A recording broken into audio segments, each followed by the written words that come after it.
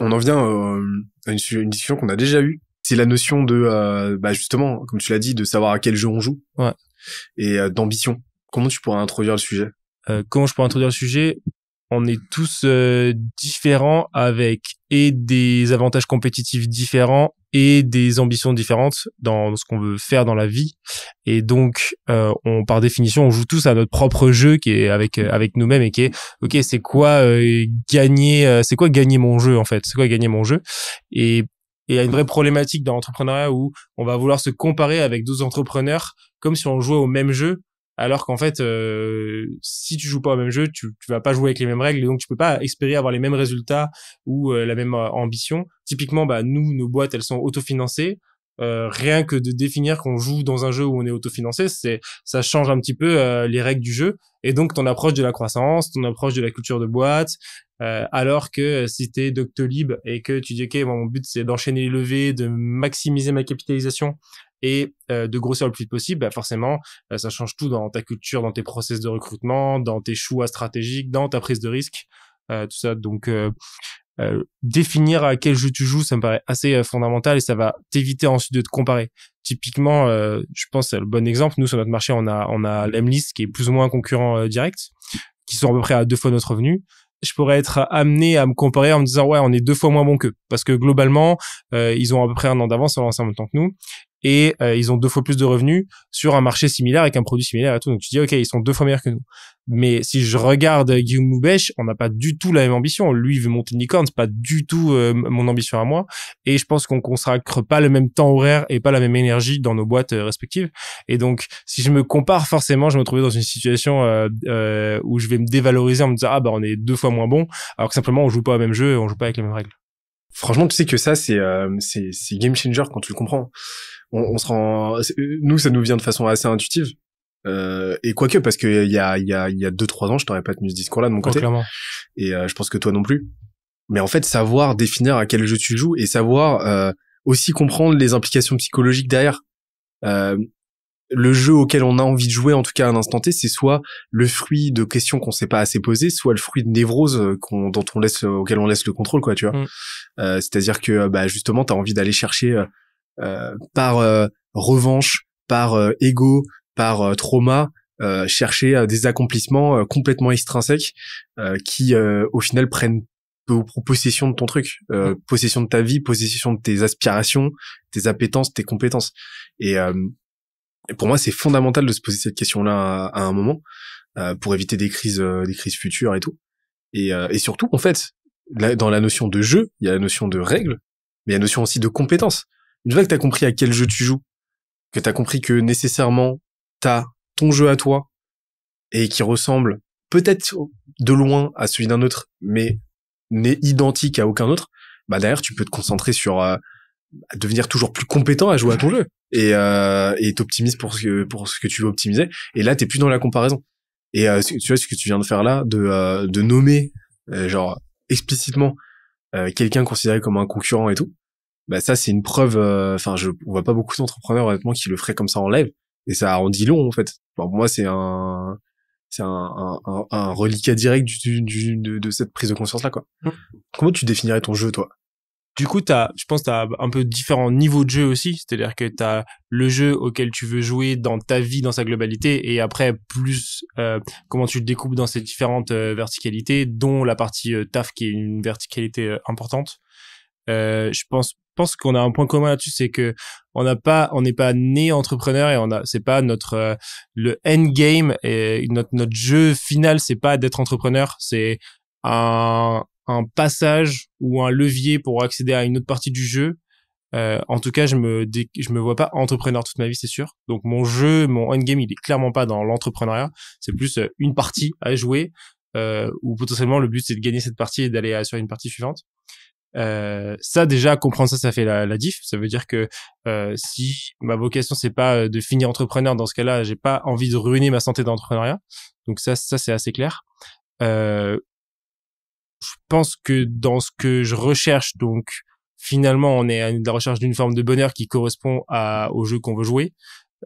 Déjà dire ça paraît évident, mais comme tu as dit, beaucoup de gens on va avoir cette cette conscience-là et qui vont jouer avec des règles qui pensent être les bonnes et en fait ils sont pas en train d'optimiser les bonnes choses pour leur bonheur si on parle vraiment de bonheur, et donc ils vont jouer justement à aller chercher la croissance max, alors que fondamentalement c'est pas ça qui les rend les plus heureux dans leur vie. Donc déjà définir ça, c'est assez important. Donc quel est mon jeu? Clairement moi c'est optimiser mon niveau de bonheur. Je sais qu'il passe par un équilibre. Je pense que l'équilibre yin-yang est un truc intéressant. Beaucoup de choses à tirer des médecines asiatiques traditionnelles. Et dans mon taf, j'ai un côté très yang, donc une recherche très cognitive dans l'exercice intellectuel, l'apprentissage, cette performance cognitive de résoudre des problèmes, d'être exposé à des nouvelles problématiques, de les appréhender, de comprendre, d'apprendre, etc. Et du coup, dans ma vie perso, recherche quelque chose de beaucoup plus yin dans la pratique du sport par rapport à une pratique spirituelle, tout ce qui va m'amener à trouver cet équilibre-là, et où là, je vais prendre plus du recul et être dans un état vachement différent de ce côté yang très cérébral, mais plus yin, donc très viscéral, très ancré vers le sol. Et je fais vraiment cette différence haut du corps, bas du corps, qui est... Je suis assez kinesthésique, donc c'est comme ça qu'elle se matérialise, tu vois. Donc je dirais que c'est ça, et donc trouver l'équilibre entre les deux. Et maintenir cet équilibre entre les deux. Ok. Hey, c'est Benoît, j'interromps la vidéo 30 petites secondes pour parler d'un truc qui va te plaire. Tu le sais, notre métier, c'est la croissance. C'est pourquoi on se renseigne énormément, on produit énormément de contenu, autant de contenu dont on n'aura pas vocation à parler sur cette chaîne. C'est pourquoi depuis 3 ans maintenant, on a une newsletter qui envoie 2 fois par semaine aux gens qui sont inscrits l'essentiel à savoir pour faire grossir sa boîte. C'est pas une énième newsletter un peu bullshit. On se donne beaucoup de mal pour apporter autant de concret que possible. Je te parle de prompt ChatGPT inédit, de notre propre création. Je te parle d'outils IA dont on fait la curation. Je te parle de micro-cours qu'on produit nous-mêmes qui t'apporteront concrètement des stratégies pour faire grossir ta boîte. Bref, ça se passe dans la description. Les retours sont franchement assez unanimes. On est déjà plus de 80 000, donc ça sera un plaisir de te compter parmi nous. On reprend la vidéo. On parle un peu de spiritualité. Je sais pas, ce serait quoi toi ton jeu? Alors déjà, mon jeu, c'est comprendre mon jeu. Je pense que on joue à un jeu, on joue à des jeux. C'est Inception. Inception, ouais. On joue à des jeux tellement complexes pour moi que déjà une bonne partie du jeu, c'est deviner les règles du jeu. C'est vrai. Pour moi, vraiment, c'est représentatif de cette idée-là, quoi. C'est-à-dire, à l'échelle de nos propres lives, ce mec, déjà, comprends à quoi tu joues, quoi. Et je pense que t'as des gens qui passent leur life à ne même pas comprendre que le postulat de départ, c'est ça, tu vois. Donc ça, le premier truc. Moi, je sais que pareil, comme tu l'as dit, l'entrepreneuriat, c'est pas une fin en soi. C'est un moyen de me faire kiffer à l'instant T. C'est un moyen potentiellement derrière de me créer un tremplin, un appel d'air pour plus facilement réussir d'autres trucs auxquels je vais me lancer. Mais je sais que c'est pas ma vocation. C'est un niveau 1 du jeu. C'est un niveau. Une partie, c'est. Et par contre, je sais que c'est pas ça qui me fait vibrer profondément. Tu parlais de yin, de yang. Je sais que c'est pas ça qui allie les deux, de mon côté. En fait, moi, une des règles de mon jeu, c'est m'efforcer à justement regarder de moins en moins les jeux des autres. Et ça, en fait, c'est plus un apprentissage de mon côté qu'une règle que je m'auto-impose, parce que pendant très longtemps, j'ai eu tendance à fonctionner par mimétique. Tu vois un peu la théorie de la mimétique de René Girard? Je comprends le principe, je la connais pas particulièrement, mais c'est un philosophe, c'est un normalien et tout. Enfin, c'est marrant parce que il est très peu, il est très respecté dans la sphère philo intellectuel en France. Par contre, aux États-Unis, c'est le GOAT. C'est le Nietzsche. Il est aux États-Unis ce que Nietzsche est en France, quoi. Okay. Et en fait, Girard, il a théorisé un truc qui moi m'a retourné le cerveau, qui est la théorie de la mimétique. Je le fais très succinctement parce qu'il a écrit des milliers de pages sur le sujet. Mais en gros, lui, il explique que tous nos désirs, t'as 2 grands types de désirs: désir métaphysique, désir physique. Désir physique, c'est les désirs du tangible, donc c'est désirs matériels en gros, et métaphysique, c'est les désirs qui sont immatériels. Donc c'est des aspirations, et en fait l'immense majorité de nos désirs, physiques comme métaphysiques, par définition, surtout les métaphysiques, tu peux pas les satisfaire, donc tu vis dans une frustration perpétuelle. Et surtout, ces désirs résultent d'une mimétique. C'est-à-dire que, anthropologiquement, pour faire corps en tant que société, on trouve un lien, et ce lien, c'est quoi? C'est un certain nombre de désirs qui vont capillariser, qui vont viraliser d'une personne à l'autre. Une personne possède quelque chose, a assouvi un de ses désirs, mécaniquement, les gens qui l'entourent vont vouloir cette même chose. Et le truc qui se passe, c'est que ça permet de faire société, parce que tu fais vivre les gens sous le joug d'ambition commune, au pluriel, et sous le joug d'une vision commune. Sauf qu'à un moment donné, ce qui se passe, c'est que les ressources, elles sont scarces. C'est pas tout le monde dans le cas de l'entrepreneuriat, par exemple, pas tout le monde au sein d'un marché donné ne peut faire une billion dollar compagnie. Ça n'existe pas. Et donc le truc qui se passe, c'est que vu que les ressources sont scarces partout dans n'importe quel milieu, à un moment donné, tu crées un surplus de frustration. Parce que tu vas avoir des déséquilibres. T'as des gens qui vont pouvoir accéder à un certain nombre de ressources, d'autres non. Le principe même d'inégalité, quoi. Et donc ça crée une frustration qui se cristallise et qui cristallise autour d'un scapegoat, ce qu'il appelle le bouc émissaire. En gros, le bouc émissaire, c'est ce que à travers l'histoire, c'est ce moment où en fait le groupe désigne tel groupe social, tel individu comme étant le coupable. Truc de tribu. On en revient au truc de tribu. Commun. Exactement. Et le truc, c'est exactement ce qui se passe en ce moment, par exemple, avec cette dichotomie, tu vois, grindset, hippie et tout. Ouais. C'est que moi, ma théorie derrière, c'est que si tu prends la théorie de Girard, les grindsetters, ils sont frustrés de ouf parce qu'ils voient que ils bossent 80 heures par semaine. Ça fait 5 ans qu'ils font ça et qu'ils ont pas de meilleurs résultats que les hippies d'en face ou que les mecs qui bossent en mode grindset mais que 60 heures. Au bout d'un moment, ça crée de la frustration puis du ressentiment. Et donc, il te faut un catalyseur de cette frustration en la personne donc du hippie qui lui travaille beaucoup plus sur des effets de levier et qui en fait ne joue pas au même jeu. Là, tu vois une mécanique typique de l'application de cette théorie de la mimétique. Et moi, en fait, je me rends compte d'un truc, c'est que dès que je fais face à la réussite de quelqu'un, j'ai cette tendance-là à rentrer tout de suite dans un délire mimétique, dans un prisme mimétique où je vais vouloir aspirer à obtenir ce que cette personne possède ou a accompli. Et pendant longtemps, j'ai cru que c'était un moteur. On l'a tous, ce truc. Ouais. Mais je me rends compte qu'en fait, c'est beaucoup plus un frein qu'autre chose au sein de mon propre jeu parce que ça m'en fait dévier. Et donc moi, un de mes exercices aujourd'hui, une des règles que je m'impose au sein de mon jeu, c'est de vraiment exercer ce muscle-là de ne pas chercher l'inspiration là où elle n'a pas lieu d'être, quoi. Et donc maintenant, accepter à, tu vois, rester le plus stoïque possible face à l'accomplissement ou à la possession de quelqu'un d'autre. Et mec, par contre, ça prend un temps fou. C'est super dur à muscler, quoi. Et par contre, je sais que si je réussis à devenir vraiment performant là-dedans et à le muscler comme il faut, derrière, en fait, je vais me créer un hermétisme qui me permettra d'être parfaitement à ma ligne de nage et de vraiment exceller à mon jeu à moi. Ok. Et du coup, pour ça, tu définis tes propres règles et au moins ça t'évite, si tu regardes la réussite des autres, tu te dis, ok, est-ce que ça rentre dans mes propres règles ou dans mon propre jeu, entre guillemets, ça te permet d'éviter de te comparer? Le plus possible. Ouais. C'est, là, t'en reviens à des archaïsmes, tu vois, on est né comme ça, on est programmé à ça. Donc, tu peux pas complètement le défaire, mais par contre, je pense que tout archaïsme comme ça, tu peux le compenser par de la compétence. Ouais. Et donc j'essaie de développer cette compétence de accepter en fait que je ressens ce truc-là, mais par contre ne pas le laisser influencer mes envies, mes aspirations profondes et ce que je vais faire au quotidien. Mais franchement c'est super dur quand tu intentionnalises le truc, c'est super dur, quoi. Et toi justement, on va parler un peu de ton quotidien, mais j'ai l'impression que cette règle, tu te l'appliques un peu à toi aussi parce que t'as un quotidien qui ressemble à aucun autre quotidien auquel j'ai pu faire face. Enfin, ok, pourquoi? Parce que tu fais des sports déjà qui sont, on parlait du sport. Tu fais des sports qui sont pas les plus courants. Ouais. T'as une façon de t'organiser de travail qui est pas la plus courante non plus. Parmi toutes ces activités-là que tu fais, comment tu fais pour jongler, pour maintenir en fait cette homogénéité?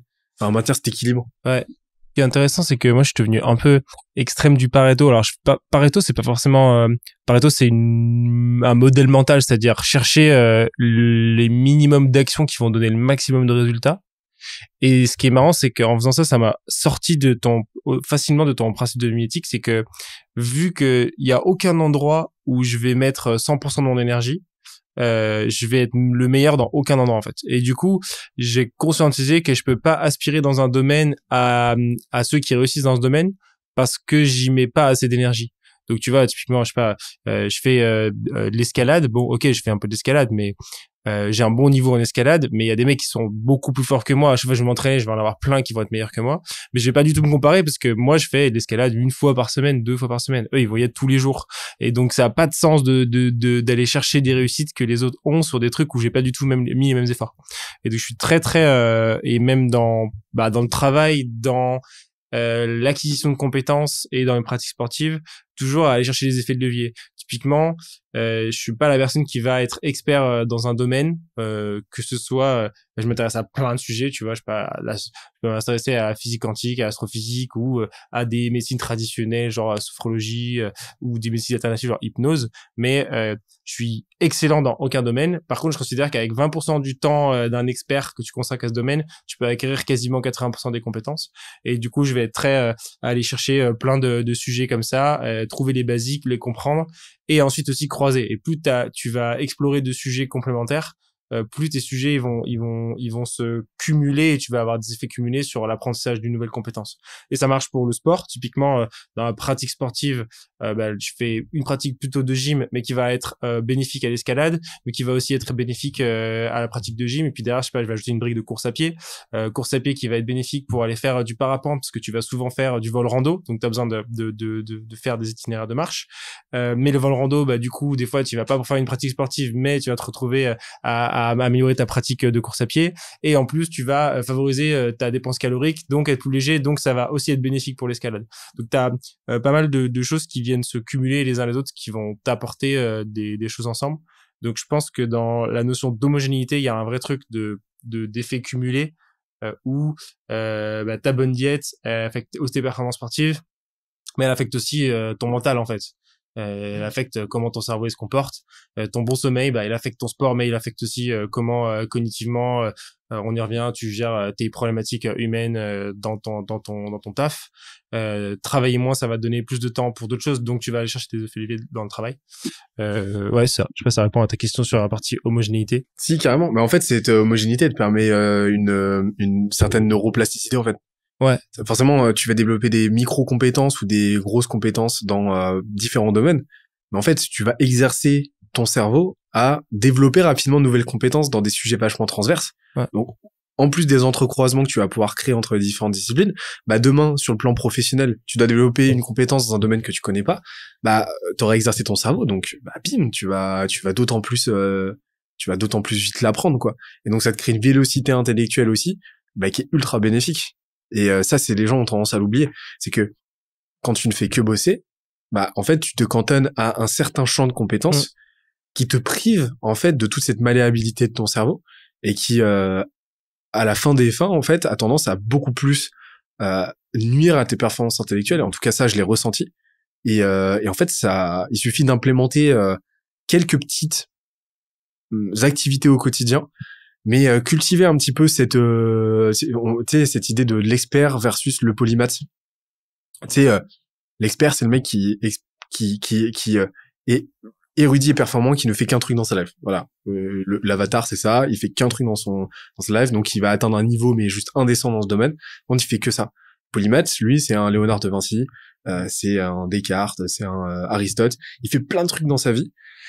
Mais en fait, le truc, c'est que le polymathe, là où on a l'impression qu'il va exceller dans rien, parce que justement il est trop dilué, outre ses facultés cognitives de départ, génétiques, il va développer justement une métacompétence, de développer des compétences qui va faire qu'à la fin, il va avoir un niveau de compétence moyen qui va être démesuré, insensé, par rapport au temps qu'il y accorde, quoi. Et en fait, je pense que en tant qu'entrepreneur, on a tout à gagner à faire ça. Parce que comme tu l'as dit, notre rôle au bout d'un moment, c'est plus d'être expert, mais c'est d'être bon, correct en tout. Mais par contre, d'être toujours plus rapide dans la prochaine compétence qu'on va développer, quoi. Donc pour moi, en fait, c'est limite un devoir d'entrepreneur. C'est partie de notre mission que d'entretenir cette neuroplasticité. C'est ça. Et tu peux remettre le parallèle avec le sportif de haut niveau où être entrepreneur, c'est être un athlète complet. Et si tu fais que courir, si tu fais que les courses à pied, tu seras pas un athlète complet. Et donc, en tant qu'entrepreneur, à un moment, tu as besoin d'être cet athlète qui est multi-compétences et où ça transpose. Et donc, tu vas devoir aller acquérir des compétences en plus qui sont pas forcément celles de te buter à la tâche 12 heures par jour.